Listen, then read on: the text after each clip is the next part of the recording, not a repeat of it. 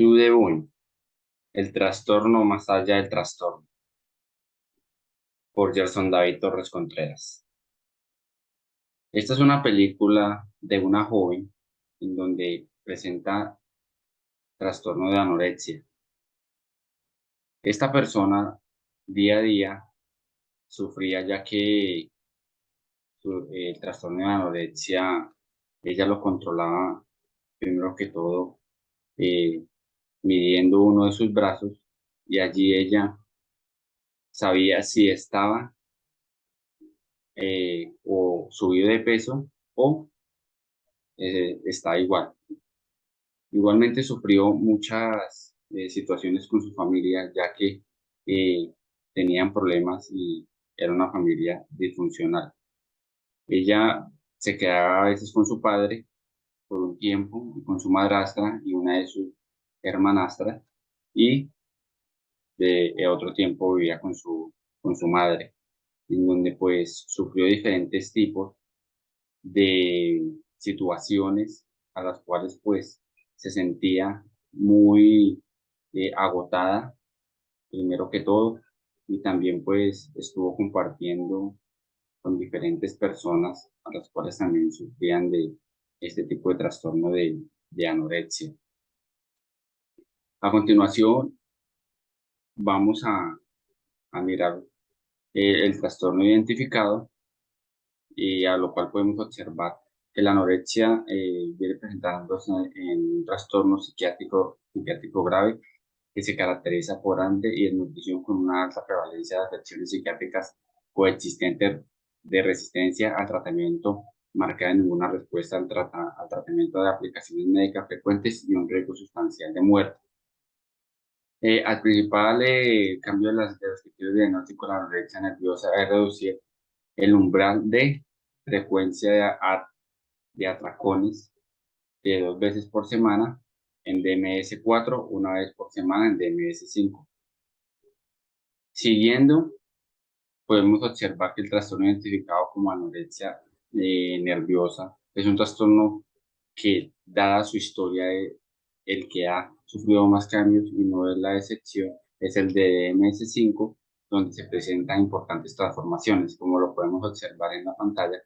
El DMS-4 en la anorexia nerviosa rechaza a mantener el peso corporal igual o por encima del valor mínimo normal considerado a la edad y talla. Por ejemplo, la pérdida de peso que da lugar a un peso inferior al 85% es esperable, o como lo podemos observar en el DMS-5, que en la restricción de la ingesta energética en la relación con las necesidades que conduce a un peso corporal significativamente bajo con relación a la edad, el sexo, el transcurso del desarrollo y la salud física, pero significativamente bajo define como un peso que es inferior al normal mínimo, o en niños, en adolescentes, inferior al mínimo esperado.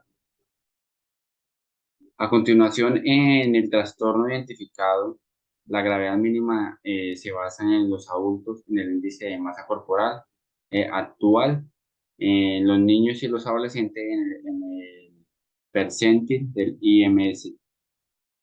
Los límites siguientes derivan de la categoría de la Organización Mundial de la Salud para la adelgazez en adultos. Para niños y adolescentes se utilizarán los percentiles de IMSS correspondientes. La gravedad puede aumentar para reflejar los síntomas clínicos, el grado de discapacidad funcional y la necesidad de supervisión. Como podemos observar a continuación, el ejemplo leve de IMSC, 17 kilogramos, lo moderado, lo grave y lo extremo. Continuamos con los criterios de diagnóstico para la anorexia nerviosa. Esos criterios de diagnóstico de la restricción de la ingesta energética en relación con los requerimientos, lo que lleva a un peso corporal significativamente bajo para la edad, sexo, etapa de desarrollo y la salud física del paciente. También existe un miedo intenso a aumentar el peso, de agotar o el comportamiento persiste e interfiere con el aumento de pesos, a pesar de que el paciente tiene un peso significativamente bajo. El trastorno en la forma es que experimenta el peso en la forma del cuerpo, influencia indebida del peso corporal o la forma en la autoevaluación o falta persistente de reconocimiento de la adversidad del bajo peso corporal actual. Los criterios de diagnóstico para la anorexia, el criterio de diagnóstico, el escritorio A del DMS-4 para la anorexia nerviosa hace referencia a un rechazo a mantener el peso corporal igual o por encima del valor mínimo normal considerado en la edad y la talla. Y en el DSM-4, el primer criterio especificado es la presencia de una restricción de la ingesta energética en relación con las necesidades que conducen a un peso corporal significativamente bajo con relación a la edad, sexo o curso del desarrollo.